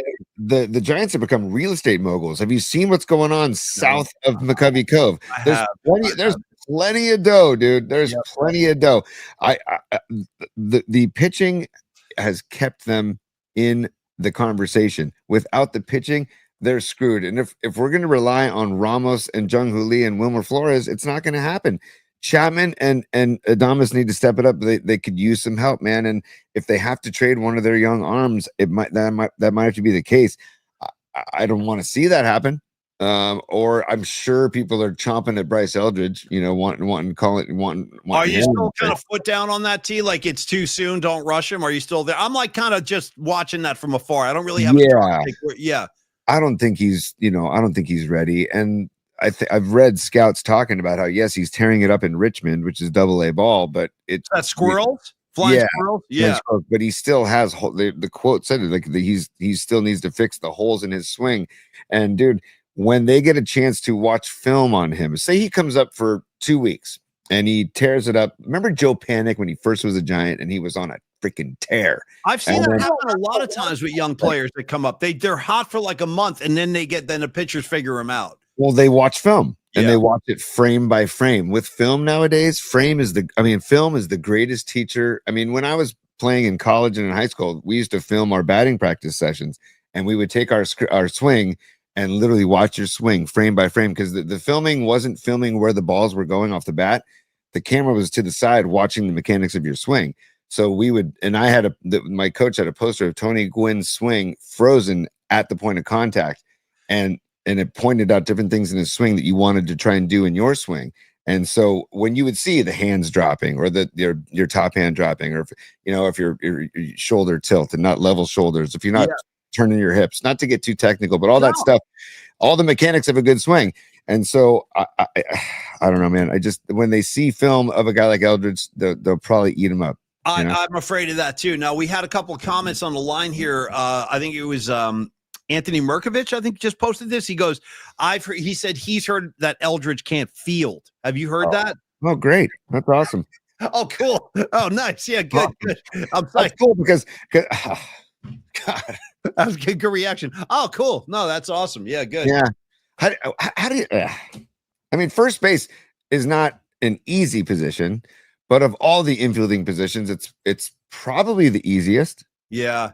Do you feel like the Giants farm system at this point, like where do you think because again, I know I'm referencing this maybe too much, but you always point to the things that work the best. And when I think about the 3 World Series teams, I always think about the fact that most of those, or a great bulk of those guys, came up through the Giants system, whether it was Timmy, whether it was Bumgarner, whether it was Kane, like all these amazing players that got them titles, they all kind of came up. Like, where do you think, and this is something I got to be honest, I don't watch this as closely as other guys do, like Larry Krueger, Brian Murphy, people like that. They study this shit. I kind of wait till the guys come up to the bigs, and then I like draw my own conclusions. But where do you think, are you happy with the state of the Giants farm system and the players that are coming up, T? I don't know enough. I do know that player, Bo Davidson, who's with the Eugene Emeralds, that are big on him. There's scouts that have made like Barry Bonds comparisons to this kid. I'm still gonna maintain that kid can play based on his name alone. That's just a baller name. Hey, Mom, this is my friend Bo Davidson. He hits bombs. You know what I mean? And he's a big dude, big lefty bat, and the highlights you see, again, remember, the pitching they're facing is not the pitching that they'll see in the big. So you got to remember that the pitching that Bryce Eldridge is seeing in Double-A is not what he's going to see in the bigs.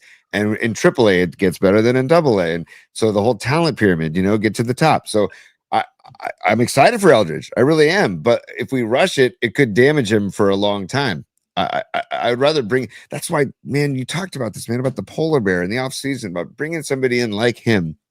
I don't want another lefty power bat, because Barry Bonds has proven that unless you're Barry Bonds, it's a hard field to hit in. Ask Brandon Belt. Brandon Belt, like he barely could ever crack 20 home runs as a Giant. I mean, he did that one time in 2019 or whatever it was. But no, you're right.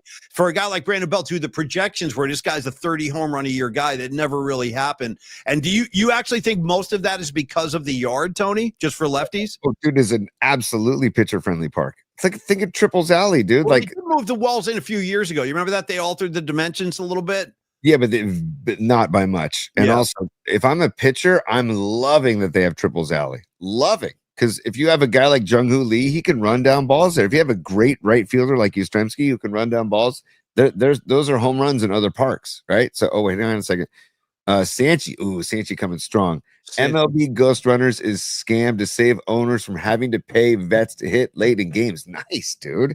Where is Lenny Randall these days? Replaced by kids who make the minimum. Wow. That's replaced by kids who make the minimum. Sounds like terrestrial radio. Oh! Anyway, sorry, a little nice clay for you. Oh! Yeah.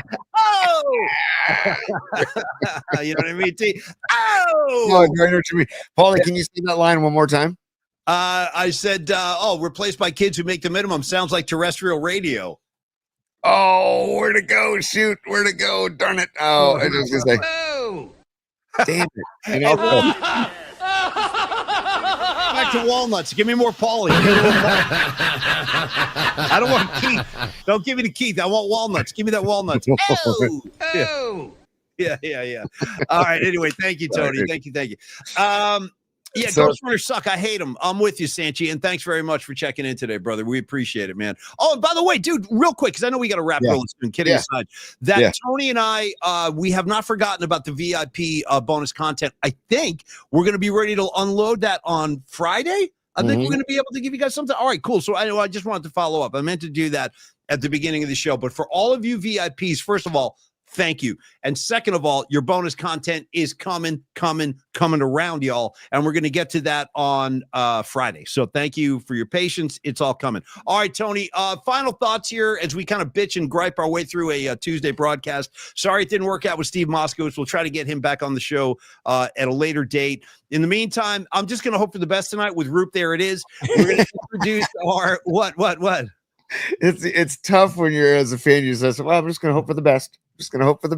Well, because you have to. Where's the hope? Like, you point to something and say, like, it's encouraging offensively. I don't see anything. There's no signs of life out there, man. I mean, and to Melvin's credit, he's juggled the lineup. He's moved Adames down. He's doing what he's trying to do. And I am a Melvin fan. Don't get me wrong. I'm a Melvin supporter. I'm even a Pat Burrell supporter. I know people are starting to call for his job.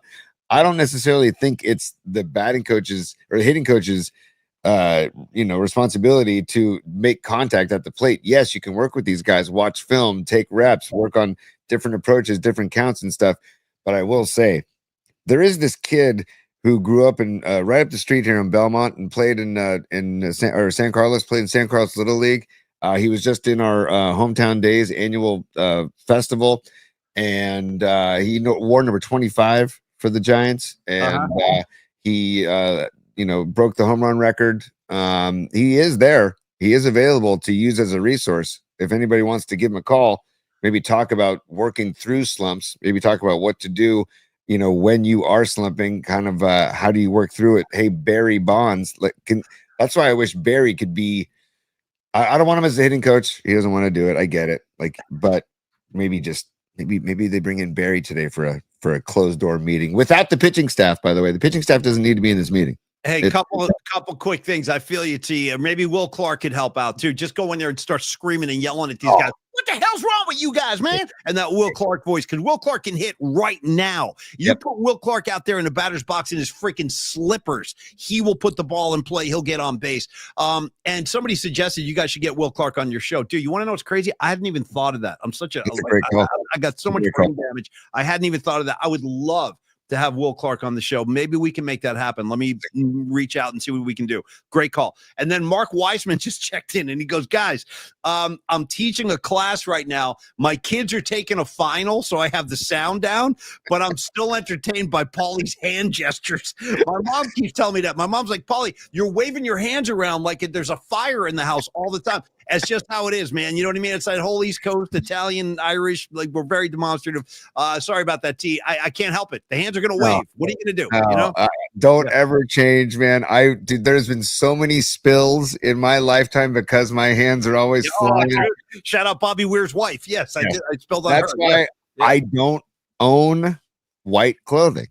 I refuse to own white clothing because it doesn't last more than one outing. Because I will spill coffee or fudge or chocolate ice cream or wine. Right. It blends right in. All the spills right in. Right.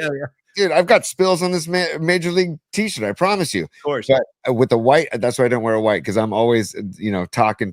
Oh, hey, boom. You should see the chair I'm sitting on. In fact, you did see when Tony and I were setting up the studio in my house. This is like a year ago. He was helping me and we're putting all this stuff up here. Dude, he looked at the chair and he's like, dude, what did you do to that chair? I'm like, I don't even know. It looks like somebody spilled battery acid on this chair. It's like eating itself alive. I have no idea what's going on here. Hey, Dub City is a super. Escobar the third with all this shit. I know. Dude, I know. It's not crazy. Because of the pitching. Escobar third, you're absolutely right. That's a silver lining. That's a glass half full. Absolutely correct. But they just think about where they could be if they were hitting, I don't know, 240 as a team, 250 as a team, 260 as a team. I repeat, they're only 15 points ahead of the 10-win Rockies. Okay. That's not good. I wanted to say this too, Escobar. You're right. That's the way to look at the situation the Giants are in right now before it tanks and starts going downhill fast is yes, they're only 3 games back of the biggest payroll superstar laden team I've ever seen in my life in these LA Dodgers. So why not make a move and try to make something happen rather than just sitting back and being like, oh, I like our team. I like what Lamont Wade's bringing. I like what Adames is doing. He's a dude. Well, you know what, man? He's a dude, but he's a dude who's not hitting. That's what he is. He's a dude that's not hitting. I need dudes that can hit. So I'm saying, Tony and Escobar, let's make something out of this, man. Don't sit on your hands. Let's pull a lever and bring in somebody who can help this team. Sorry, Tony. I know you got something. And when you're done, there's another super up there. I can't see the name. I don't know who it is. Dub City. It's Dub City. Okay. Dub City. I'm going to get to you in just one second. But, Paulie, on that note, the Giants are second in MLB with a 2.82 ERA. Oh, no. I'm sorry. They're 3.05. The Mets are 2.82. So the Mets are the only team with a better ERA, okay? The Mets are 5 games higher in the win column. That's a big deal. The Giants would be in first place with 5 wins higher in the win column in the NL West. So you can't rely on Logan Webb and Robbie Ray to drop dimes every outing. You just wasted Robbie Ray's wonderful performance in Miami. You just wasted Logan Webb's great performance. Webb is not going to – he has a 2.55 ERA right now. He's not going to stay at 2.55 the whole season. You can't expect them to stay – if you give up 3 runs or less, that's a great outing, right? That's a great outing. When you're dropping zeros, zeros. He's done that 3 times this year. I know. Yeah. Dude, and the Giants have given up 4 runs total in the last 4 games, and they're 2-2. Also, you want it on the flip side? Yes. The Giants, and I got to give Johnny Lund credit for this stat because he put it out there last night. And by the way, catch John Lund Unleashed tomorrow morning, 8 a.m. Bay Area Sports Collective. We freaking love Johnny Lund. 19. They've only scored 19 runs in the last 14 games. 19 runs total. Nah, come on. That's a run and a half a game. That's not cool. Let me let Charles Grodin address the situation if I could, Tony. Let me just let Grodin get involved. What the hell? You know what I mean? What the hell? No one's scoring runs out here. Enough is enough. I'm gonna get Bob Marley involved. Maybe they should all have some medicine. Herb is a plant. Dude, I like this. We're stirring up everything. Right? I didn't mean to step on Bob. That was my bad. Sorry. Let me again raise my hand to the scorer's table because I was stepping on T. Foul on number 44, Paulie Mack. Yes, Tony. Herbs are good for everything. There you go. Hey, you just ask the Steel Pulse guys. They'll back that. Hey, Stevie B, I think you were just joining us late today. Stevie B, go back. We did a whole riff on Thibodeau and your Knicks, and I actually shouted you out. I hope you're doing all right, brother, in the aftermath. I am not psyched about these finals at all, by the way, for me to use Stevie B, even though I'm going to watch all the games. I'm hoping for the best. I think OKC might run these guys out of the gym. I really do. I just think they're too good. And on top of that, Creative Tony decided, we were having this also discussed in a pre-show meeting today. Tony was like, you know what we got to do? We're bringing back the bummer bracket. So we're going to be, because we're all kind of bummed. I don't know anybody who's like legitimately like thrilled about these finals. Maybe if you live in OKC or obviously you're a Pacer fan, don't give me this Paulie's Pacers crap. That was manufactured. I don't even know where that came from. But if you're excited about the finals, good. My hat's off to you. For the rest of us, it's kind of a low wattage affair. So Tony was like, you know what? You're bummed. I'm bummed. We're all bummed. Let's bring back the bummer brackets. So they're coming. We're going to let everybody play along during the NBA finals. And finally, Tony, you handled Dub City here. I've been shooting my mouth off too much. You take this. I will. Before I get to Dub City, I also want to say I ran into a buddy of mine, Terry, local buddy in town here in San Carlos. And when I saw him, he had a brand spanking new Oklahoma City Thunder hat. And I was like, oh, wow. Look at you. He's a big Jets. He's a big New York Jets, Knicks fan, right? Okay. So I go, that's interesting. And he goes, hey, man, anything to make sure the Pacers don't win this title. And I kind of agree. Kind of agree. Halliburton's dad. Yeah. Shit, Yeah. you know, there's no dignity there. I want a class operation. If SGA can prevent himself from flopping his way through this series, it'll be a lot easier to root for them. But you saw him, dude. Anthony Edwards got like within 6 inches of him. He goes flying backwards on the floor. It's hard to watch that, which is another reason why I'm not that psyched about this. But Dub City, what's he saying here? He says, I think it would be cool for VIP bonus shows if you guys would do themed shows like favorite stand-up comedians, old school ticket 1050, deep dive, etc. I want to hear Paulie talk dice. Okay. I love it. Love it. We'll talk dice. I can recall, that's actually a really good idea. We could do like a ticket 1050 like Q&A show where we just go deep in the woods on that because there are so many. That was probably the most fun era of radio that I ever experienced. It was like the Wild West, man, in the late 90s. It was mayhem out there. It really was. I mean, we had a lot going on, dude. The shower curtain in the studio. There was a lot going on back then. Dave Chappelle in studio. We had a lot of fun. So good call, Dub City. Hey, Dub City, thank you for the super. And also to everybody out there, follow Dice on Instagram. He is putting out hysterical stuff on Instagram where he is playing. By the way, I guess he's a drummer. He just put a video out today where he's playing. He can play a little bit. Yeah, he's not bad. Yeah, but he was playing to a Grant Green funk track, and I was like, dude, listen to this. This he's like, when you hear Andrew Dice Clay speak seriously, he's actually like a Sly Stone fan. He's a pretty cool guy, and he is a pretty good drummer. And what you're talking about on Instagram, Wink sends these to me all the time. Dice is doing shows with John Lovitz. Yep. So the two of them are filming like these sketches, dude. It is hilarious, and it's not like the old Dice. You know what I mean? Up the hill with a buck in the quarter. Jill came down with 250. Right. Oh, like it's not like quite like that. It's a little bit more like adapted to the times, but it's really, really funny stuff. You like Dice, you like if you like Lovitz, check it out. They're funny as hell. No question. Yes, and by the way, Mark Wiseman is a teacher in Palo Alto, a dear friend of mine. He's reminding us that the Giants still have a better record than his Angels, so we shouldn't be so angry. So Okay. That's a little perspective. And again, it could be worse. We could be the Sacramento A's with a higher ERA than the 10-win Rockies, or we could be the 10-win and 50-loss Rockies. Dude, 50 losses on June 3rd, dude. That's unbelievable, man. Great 50s of all time. I'll start, Tony. I'll go first. Shout out to Gary Plummer. I always thought he was a really good linebacker with the Niners. That was an underrated linebacking group, in my opinion. Gary Plummer, Ken Norton Jr., and Lee Woodall. All three of those guys, dude. All three of those guys were rock solid defenders in the middle of the field. You got a 50 for me, T, or we just stop at Plummer? I'm going to go a couple for you, Paulie. I'm going to go Ralph Sampson was a good 50. Ralph Sampson, a good 50. And then I'm also going to go Scott Gereltz was a good 50 for the Giants pitching staff way back when. That's where you dropped the mic, dude. That's a mic drop moment. Gereltz, bro. Great pull. All right, here's another great pull. We got to give our sponsors some love and let you guys get to your lunch breaks. Thanks for giving us all the time today. Turned out to be a really weird and fun and interesting, hopefully funny show. I know I was laughing a lot.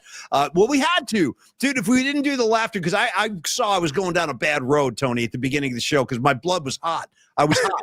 I was writing notes for the show, and I'm like, oh, look, the Giants haven't scored in fucking 3 years. Look at this. And I'm writing all these notes down, and I'm just getting more and more pissed as I'm writing notes. And I kind of brought that to the show, but it turned out to be a fun show today. So thank you guys. Lily Merchant, Stevie B, Escobar, John Joseph, Aaron Cass. Hey, John Joseph, congrats on those tickets, by the way, man. I'm glad you won. I'm also glad that he had to put the razor away. No Peter Tosh, no stepping razor from John Joseph. I'm very excited about that. Tony, just for your head, I looked over at the text line real quick. Escobar, this is all it says. Escobar the third. Little Miss Muffet. That's all it says. Little Miss Muffet. You know what I mean? You know which one I always like? I like when Dice goes, 3 blind mice. See how they run. Where the F are they going? You know what I mean?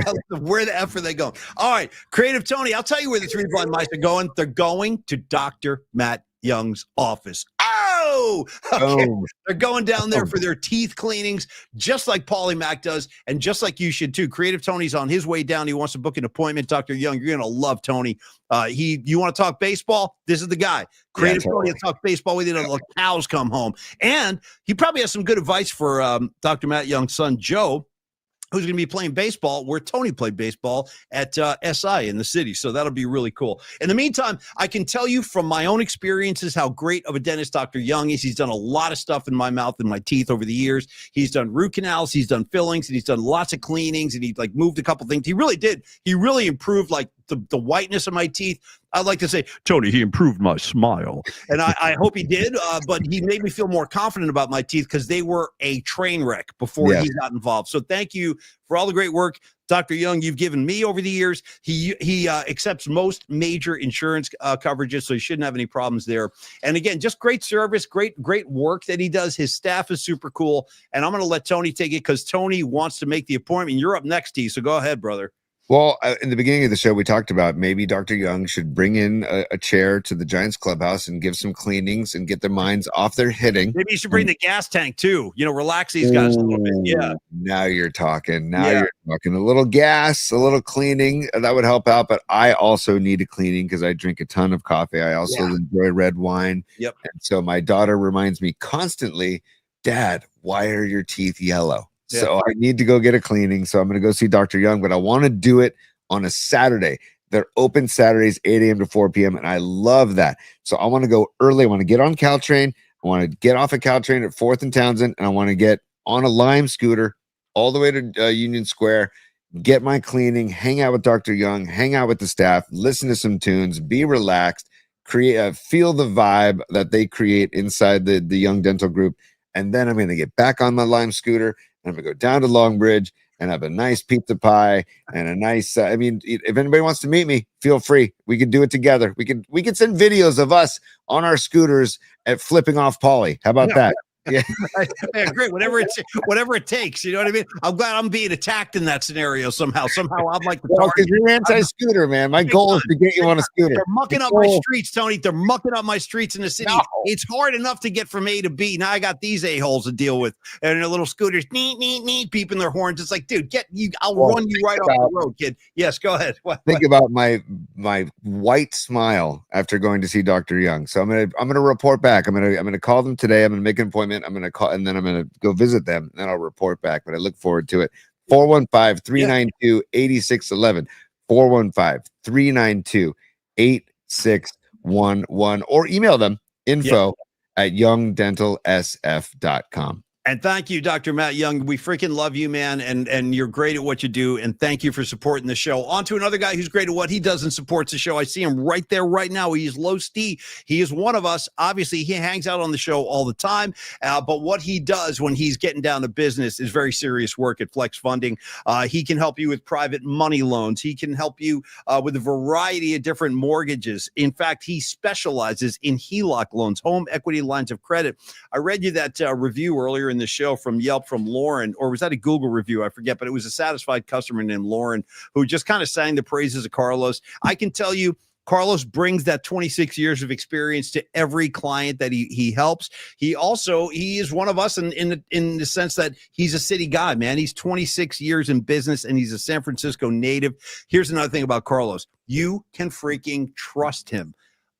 I think that's probably one of the more valuable assets Carlos brings to the table, because not all these guys are like that, man. I've dealt with some shady people. Some people just don't care. They're just like, yeah. Sign on the dotted line and my services, it cost X amount of money. I take checks and credit cards. It's like, you're a little bit pricey. Carlos is not like that. Carlos will not strong arm you or try to influence you into making decisions that are going to be counterproductive to you, counterproductive to your business, to your family. Carlos is going to help you. There it is right there. Give me the shade. Thank you. I like the one with the shades personally, because I see a lot of Ari Gold from Entourage with the shades. I just see it. I don't know. And Carlos is a handsome guy. He's a cool guy. He likes to have a good time. He loves music. He's hard on his Niners, hard on his Giants. I bet you Los liked the show today because we were teeing off on the Giants. But I got to keep it real. By the way, Patrick Patton said a couple of minutes ago, hey, guys, bad baseball equals good shows. You know what? You're right. No, you're right, man. When it's all kumbaya and everybody's happy, maybe not quite as entertaining. But right now, dude, things are spicy. Come on, Roop. There it is. Give me something tonight. Anyway, no appraisal fees, no hidden fees of any kind, no escrow, no title fees. And again, he appreciates and values your time. He usually can close within 8 days. So, Tony, those are my reasons. Give Carlos a call, 925-250-4894. Hey, dude. Also, Anthony Merkovich, I see you in the chat. He says he might use Carlos in the near future. So, hey, Anthony, seriously, even if you're not ready to use him now, give him a call and have the conversation and get prepared for something down the road. Carlos, he's all about building the relationships. I said in the beginning of the show, there's a song from 311 that I love from their first album, and it was called F the BS, It's Time to Throw Down. Oh. And as we get older, and we did a riff earlier in the show about adult stuff, right? When we have to do adult stuff like finances, like mortgages, Los will make that experience enjoyable. It'll make it like you'll actually like look for, hey, I get to give Los a call today. I got to give Los a call. It's kind of like I have a great mechanic in San Francisco. I look forward to hanging out with him. We might even crack a beer at the end if I show up towards the end of the day, right? At the shop. Like that's the kind of stuff. Los is somebody who you might develop a friendship with, and he wants to take care of you, and like a win-win scenario. And it's, as we get older, there's no time for BS, right? There's no time for it. We gotta keep moving and grooving, and keep doing things and taking care of ourselves through our finances, through those adult decisions that we have to make. Carlos wants to help. Carlos De La Fuente, 925-250-4894. Carlos at myflexnow.com. And also, Carlos said it in the chat earlier, and I want to remind people, date the rate, marry the house. I freaking love that line. Date the rate, marry the house. Let me deliver it like Andrew Dice Clay. So I go over and I say, date the rate, marry the house. Oh! Anyway, I'm just throwing it out there. I'm doing Dice Clay ads now for Low Steve. I don't know why. It's just Dice has kind of taken over the show today. Oh! It's fantastic, Paulie. But there's VA loans, Alt-A loans, HELOC loans. He can help you in state, out of state. He's there to help. Reverse mortgages. He can help you with all this stuff. Give him a call. the reason why we partner with those is because we trust him. And you should too. Thank you, Tony. Well said, my friend. Hey, wound up being a pretty long show today, and it was like nothing like we actually tried to plan out. It became this other thing entirely, but it was fun. It was very therapeutic today. Thank you, Anthony Merkovich. Thank you, NorCal Refrigeration. Thank you, John Joseph, Low Steve for life. Let's see. We got Lily Merchant out here. We got Stevie B. We got Rags. We got Winks. Who else am I forgetting? I don't know. We got Escobar the Third. On and on and on it goes. John Joseph, you know how we feel about you, my brother Phil Dawson. Thank you, Don Peralta, Aaron Cass. Yes. Miguel Salas, thanks to all of y'all. And from Tony, myself, and Andrew Dice Clay, we want to wish you a very healthy and happy Tuesday afternoon. We'll be back tomorrow for our night flight. We're going to take this bad boy to the nighttime, and hopefully we will get connected with Steve Moskowitz. We'll work on that for you, too. Looking ahead to Friday, we have Metallica tickets to give away. We also will introduce the NBA Finals Bummer Brackets. And what am I forgetting? Oh, bonus content. It's coming your way. Free buffet coming your way. That'll be on Friday when we finally get to the VIP PMP bonus content. We're ready to unload some cool stuff for you. And maybe we will do a special Ticket 1050 like retrospective show. That would actually be a lot of fun. We had a lot of good times back then, and we can share a million stories. Tony, go ahead. Final thoughts, buddy. Just in a weird way, I'd like to thank the Giants for sucking right now at the plate, because it did provide for a fun show, and it did provide for the great content from the PMP Army. Thank you, all of you. Keep it coming. I also just want to remind people to head, if you're watching on YouTube, subscribe while you're there. Smash that like button. It's all about the likes. It's all about the views. It's all about the hammering of that and giving us the traction that we can continue to build. So at Polymax Particles on YouTube. Also, if you want to become a PMP VIP, down on the corner of the screen, hit that icon right next to the subscribe bell. And I just want to play this too for NorCal Refrigeration and HVAC. PMP VIP. PMP VIP. PMP VIP. Join today. PMP VIP. PMP VIP. PMP VIP. Join today. PMP VIP. And don't forget to like and subscribe. Hells yeah, man. Thank you so much. I freaking love that, dude. I feel the Clash, and I feel some Black Flag in there, too. It's freaking great. Great punk rock statement. Creative Tony, bring in Professor Diamond Dave to dismiss our students, if you could. Class dismissed! Yeah, man. Yeah, a little VH is always good for you. Good for your head, good for your heart, good for your soul. Noemi, have a good day. Candlestick Kid, Mark Wiseman, Rags, free buffet coming your way. Let's see, Don Peralta, Candlestick Kid, Cody Marchetti, good to see you, man. Nicky DiFrancesco, rock and roll. Hey, everybody have a great time. Bradley 84, we'll see you guys tomorrow night too. Thanks for tuning in. Creator Tony, what else can I do? We give you everything we got, you know what I mean? Hickory Dickory Dock, they went up the hill with 250. Here we are at the end of the show. Yeah, you got any final thoughts on Dice Clay you want to share? Mary, quite contrary. Wow. Okay. I'm gonna leave it at that. You really should. You really should. Well, you talked about what I said to that girl at the at Finnegan's Wake, 25 years ago. True story. Maybe I think with Mary, quite contrary. But hey, Paulie, maybe you should grab a bat. Maybe you should grab a helmet tonight. Mouthful. Yeah, you don't want me up there, bro, hitting dribblers. You know what I mean? I hit a dribbler to the shortstop. That's about as much as you're going to get from me. Not a whole lot of firepower. No, well, you'd be better off in the box, dude. Bring your little skateboard helmet and get some hits, man. I've seen you do it. I know. All I got to say in the end is, Roop, there it is. Roop, there it is. Because, dude, right now, that's all we got. Hey, Willie. Hey, Willie. Feel free to swing when you have two strikes, okay? Call thirds in a 0-0 ball game when you're batting 2-0 whatever is not acceptable. Hey, and man. when you're getting paid, dude. Anyways, I just like you dropping a hey Willie.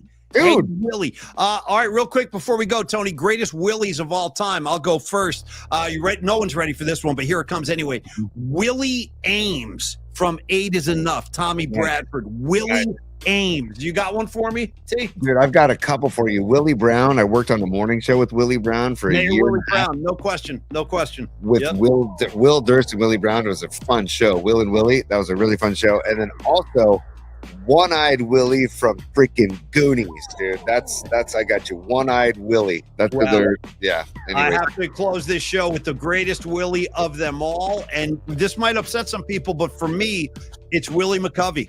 It's always going to be Stretch. It's going to be Willie McCovey. I know people can say, Willie Mays, Willie Mays. Yes, of course, Willie Mays. But I feel like I'm here to represent Willie McCovey. That's the guy I grew up with playing first base in the 70s. Those big, that beautiful swing he had, dude. And his home runs were like moonshots. They were so majestic. So for me, it's Willie McCovey. That's how I'll choose to end the show today. I know, Lily, of course, Willie Mays. There's no question. But everybody talks Willie Mays all the time. I feel like I'm here to help Willie McCovey along and get that statue up in the Cove and the whole bit, dude. I'm a McCovey head. I'm a Stretch guy. What do you want from me? Willie McGee. Here they come. Willie Nilly. There's a million Joe Willie name. It's nice, Rex. We better get out of here because we're going to be here for like another hour. Tony, go have a nice lunch. We'll talk about the brackets. I'll call you in about an hour, dude. We'll get that whole thing happening. We'll have a little meeting. Rock and roll. You guys, thank you so much, man. We love having you on board every day. Thank you so much for the support. We'll see you tomorrow night for our Night Flight. Peace. Enjoy your Tuesday. Come on, Giants. Give me a break out here. Ow! peace, y'all.